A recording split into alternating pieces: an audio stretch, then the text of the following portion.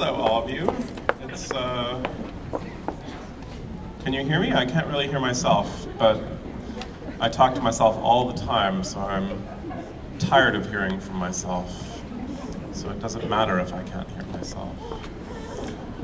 It's a pleasure to see just about all of you. This is not my first trip to the main library here in Cincinnati. It's my third trip, though all of the trips were today.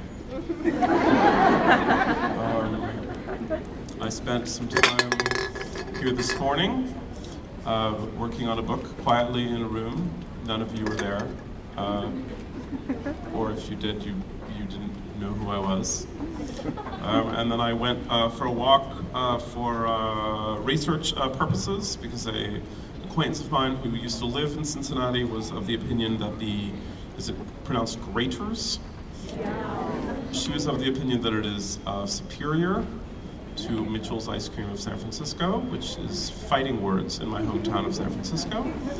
And so I went there. And it was not as good as Mitchell's Ice Cream. So I called her and told her so, and then I returned here to the library. I did pick up this local newspaper I find distressingly called Pulse. Are you readers of Pulse? Yes. If you're not, I don't blame you, but it's a magazine called Pulse, and there's the Pulse Goes Dead here at the end of the magazine, which is so disturbing that I thought I would pick it up. That's why I was so happy to be in the library. I find a library a place of refuge and joy in a world that I find is often confusing and disturbing. As portrayed in Pulse, which not only has two frightening kind of puppet figures on its cover. I don't know much about the ways of the world, so I understand that they represent the Reds. In San Francisco, the Reds are slang for the Communist Party, so I was kind of disturbed that communist puppets seem to be so popular in Cincinnati. And then I was more disturbed, luckily I arrived too late, but last Wednesday, there was a free lunch and learn brought to you by the plastic surgery group, Surgery as an Art. Complimentary lunch while Dr. Hummel, a board-certified surgeon, talks about various breast surgery and body contouring options that'll turn heads on the beach this summer. I couldn't tell if turning heads on the beach was actually one of the surgical options that was being offered. But it was one of a number of things that happens to me when I travel that I find myself being very frightened and unnerved. Not so long ago I was in Atlanta, Georgia, and when I arrived at my hotel there was a sign, I'm not making this up, there was a little sign in my hotel room, a little index card thumbtacked to the wall, and written on the index card said, "I'm going to kill you." And I found this disturbing. So I went down in the elevator and walked over to the desk where I had checked in, and I said, "There's a sign in my room." And the woman said, "What does the sign say?" And I said, "I'm going to kill you." She was also disturbed. And of course, she did not want to go with me upstairs to the room to find out what had happened, so she called more people. So there were, in fact, 4 of us, 2 security guards and this woman and myself, going up to the room, and I felt all the way on the way to the elevator that when I got to the room, the sign would be gone, of course. But it was not gone, it was still there. And then they looked around at my suitcase and then also what I had brought with me when I travel. Now, I have not brought it today, but I often travel with an accordion. Now, I have not brought it today because I have a policy that I only bring the accordion when I'm specifically asked to bring the accordion.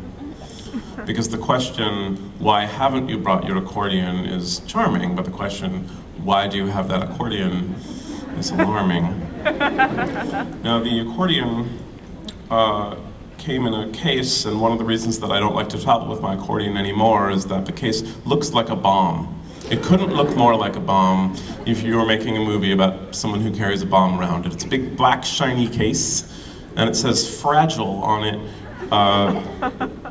that United Airlines put on it, but somehow the United Airlines insignia makes everyone even more terrified.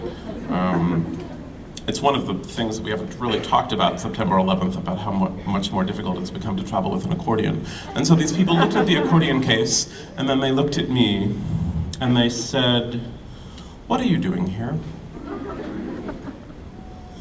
And I found, as I feel it now, that it's an obvious question with a complicated answer. What am I doing here? Why am I talking about terrible things that have happened over and over to small children here in front of some children and some adults at the library? What am I doing here now? How did this narrative come to pass? How does any narrative come to pass in a post-colonial dystopia overseen by the panopticon embodied in corporate culture of late capitalism, which hangs over us like a scalpel, waiting to contour our bodies from plastic surgery into art to turn heads at the beach?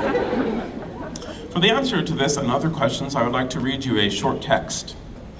I keep this text framed on my desk at all times for the purposes of reminding myself to brood. I would like to read it out loud so that you can brood along with me. The passage is by an American behavioral philosopher who I read almost every day. I was shocked to find that I was unable to find this American behavioral philosopher in any of Cincinnati's newspapers this morning. I always find it comforting in the current climate that not only in the library can one come for shelter and literacy, but that in the newspaper, published every day, is a conversation, a kind of Socratic dialogue between an American philosopher and everyday citizens who write into the philosopher with questions and interpretations and observations, and then sometimes this observation by an everyday citizen is presumably thought to be such genius that the philosopher presents it without comment. She doesn't engage in any way. And this is the case with the text that's framed on my desk. Dear Abby, it says. A few days ago, while holding my infant son, Carl, in one arm and a cordless phone in the other hand, I fell down 14 hardwood stairs. I ended up with a black eye, 6 stitches, a fat lip, and a broken hand. Carl is fine. I hope my experience will help other busy mothers avoid such an accident. Signed, Black and Blue Mom. I love this text very, very much because it illustrates a principle that has guided me throughout my entire life. The principle involves avoiding temptation, a dangerous and pernicious kind of temptation, which is the most delicious kind of temptation. And the temptation is in that last sentence, which is all alone in a paragraph by itself. I hope my experience will help other busy mothers avoid such an accident. It is the overwhelming temptation when we have a story to believe that the story has some kind of explanation or moral or other kind of framework so that the story can be said to be instructive. But in the case of the Black and Blue Mom, how on earth would her experience help other busy mothers avoid such an accident? You could say that the moral of her story is don't carry a baby and a phone at the same time. But we all know you can carry a baby and a phone at the same time and that you won't receive a fat lip as punishment. So maybe the moral is always cover your hardwood stairs with carpeting. Although that probably wouldn't help. Or never have a baby so you can always hold the phone without being bothered. Except that Carl is fine. So maybe the moral is never use the phone. Except if you fell down 14 hardwood stairs, you'd want to use the phone to call an ambulance. So really, the moral is, thank goodness everyone's more or less okay, and it could have been much worse, which is hardly a moral at all, which might confuse the busy mother who would be reading it, and so she would stop to read it again. And meanwhile, her little child would be picked up by an eagle, which had been circling the back porch, waiting for an opportunity waiting for this mother to reread an article in the newspaper and be distracted. And then this eagle-induced kidnapping would tempt others to construct a moral lesson about that story, such as, don't print confusing items in the newspaper because busy mothers may pause and reread them, giving child-hungry eagles a window of opportunity, and this cycle of heartbreak and moralizing, catastrophe and finger-wagging would continue over and over again, rendering the world even more frightening and irritating than it already is. So what then, if they have no moral value, can a story teach us? Why then would we read about dreadful things as I like to read about dreadful things, such as a mother falling 14 stairs down? Well, for that, I luckily don't have to answer the question because the answer was given to me when someone wrote a letter to Lemony Snicket, a young, presumably young woman named Brandy, presumably named after whatever her parents had been drinking on the night that they thought up having a child. Or maybe it's a family name. Dear Mr. Snicket, says Brandy, I read your books. I enjoyed them very much. I am always curious when something happens. Your friend, Brandy. B-R-N-D-I. Now, I'm not usually a fan of the kids say darndest things school of wisdom, but Brandy's statement is such a refreshing tonic, like a drink of brandy almost, to the insipid moralizing of Black and Blue Mom. I am always curious when something happens. That's why most of that Dear Abby story is so interesting to me, because things happen. Carl, 14 hardwood stairs, a black eye, 6 stitches, a fat lip, and a broken hand, which I think would be an excellent name for a singing duo. That is why good books are good, because we are curious when something happens. It is why you are here listening to a writer speak, unless you wandered here because you misread The Pulse and were expecting a plastic surgery expert to explain over a free lunch how he can make heads turn at the beach. That and really no other reason, no good reason is why we engage with literature. We do not read Madame Bovary to learn the lesson that adultery is bad, and we do not read Lolita to learn the lesson that kidnapping a 14-year-old girl is not really worth the trouble. And nobody reads the Bible to learn that the world was actually created in 6 days. Well, that's a bad example. But I recently stumbled across my favorite book when I was a child myself, which is called The Egypt Games by Zilpha Keatley Snyder. There are copies for it available here at the main branch. I checked. But my childhood copy, which is not from the library, though I do have several library books from my childhood that I checked out from the West Portal branch that I will return as soon as I'm done with them. And thus probably buy a new branch of the San Francisco Public Library because they've been gone for a while. I'm reasonably sure that 20 years means it's overdue. But my copy I purchased, and if you looked at it now, it would look kind of like this. It would look like a discarded newspaper almost. Because I read it so many times, and the first 4 pages of it are stained with what I'm almost certain was root beer. And I didn't get a rag to get up and clean the root beer when I spilled it because I was busy reading The Egypt Game, reading a good story, because I was always curious when something happened. And even now, when I fly virtually as far away from my home as I can, I meet people who stand in line, sometimes for hours, just to tell me the plot of a book that I have written. Because they've been thinking about it. And just because they were always curious when something happens, and it's in this way that perhaps I have succeeded in doing what I set out to do. Now, a magical thing about writing for children is that you never love a book the way you love a book when you were 10, but also, you never hate a book the way you hate a book when you're 10. And although nowadays I read lots and lots of books I do not like, I don't throw them across the room as much as I did. I miss the kind of scorn I had for very bad books then, and the spectacular noisy bounce of a book that I could throw across my childhood bedroom, which had odd kind of boxy walls. It was an attic, my childhood bedroom, In fact, when I was a child, I never understood what Anne Frank was complaining about because I loved living in an attic, as long as I could go downstairs whenever I wanted. And the attic's walls were wonderful targets for books I did not like. If there was a book I did not like, it could hit 4 or 5 different walls before falling to the floor, which was just the sort of thing that one should do to Johnny Tremaine. Not the young man, of course, the book written about him. The young man is a noble hero who loves freedom.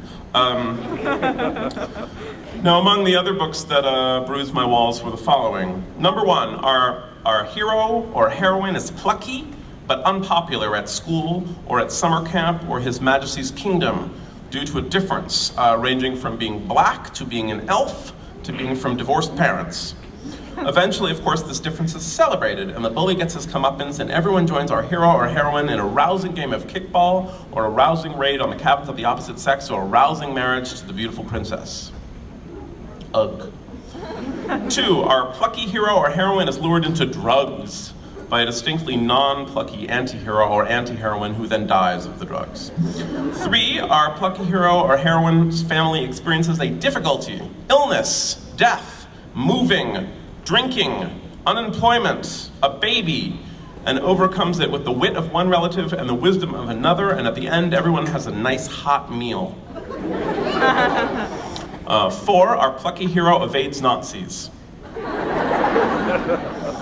These stories enraged me because it was not so. It was not that the books didn't mimic life.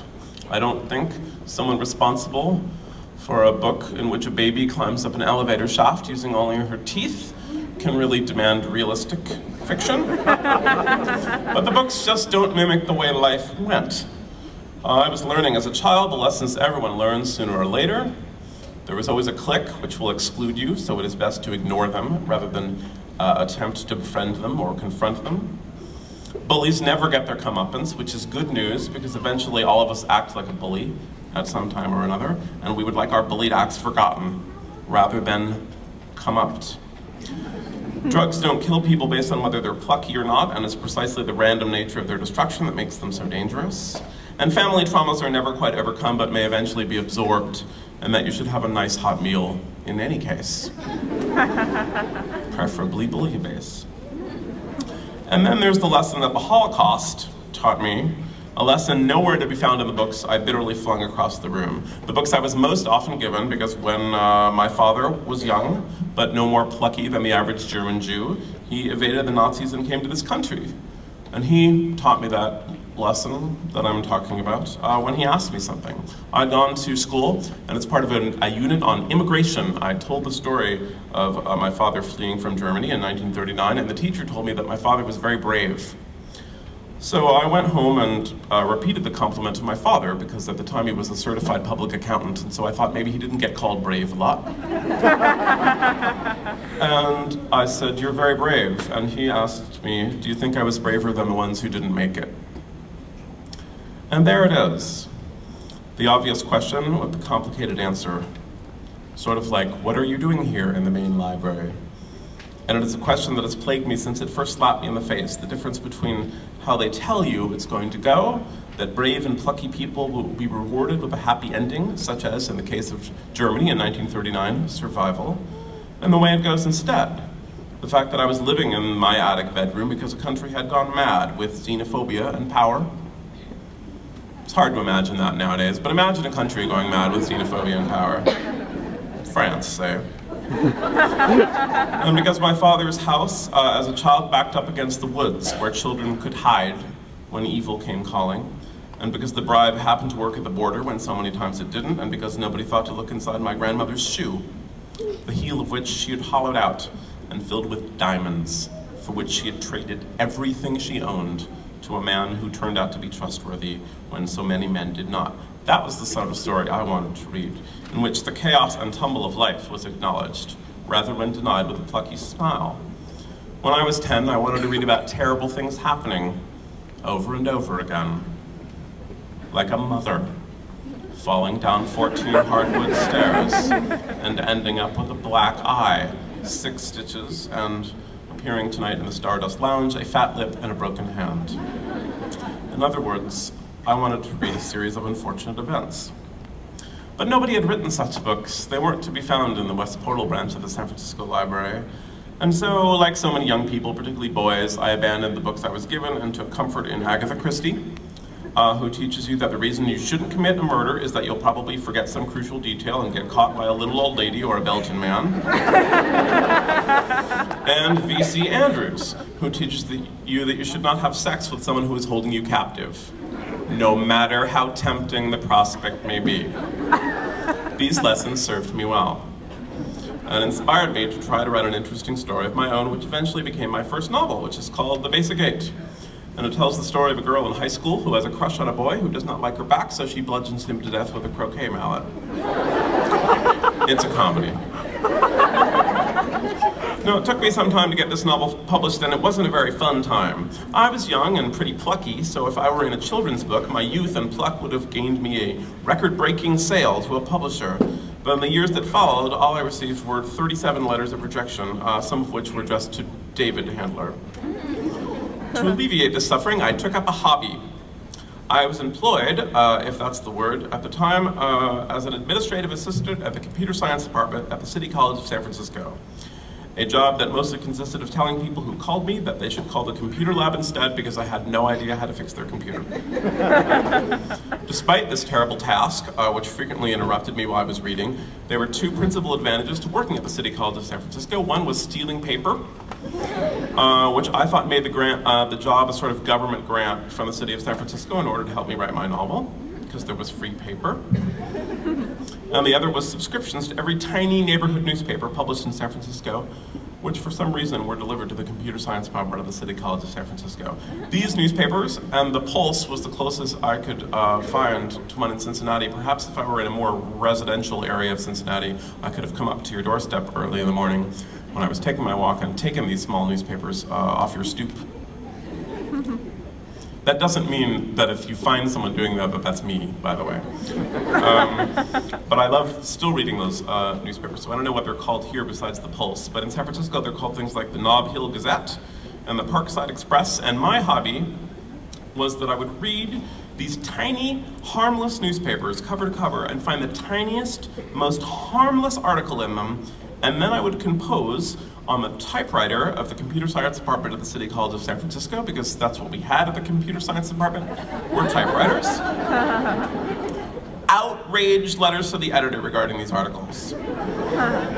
In a way, I was simply following the footsteps of all the books I had hated as a child. The articles were not interesting stories, and the moral lessons I insisted they taught in my outraged letters to the editor were absurd and unbelievable.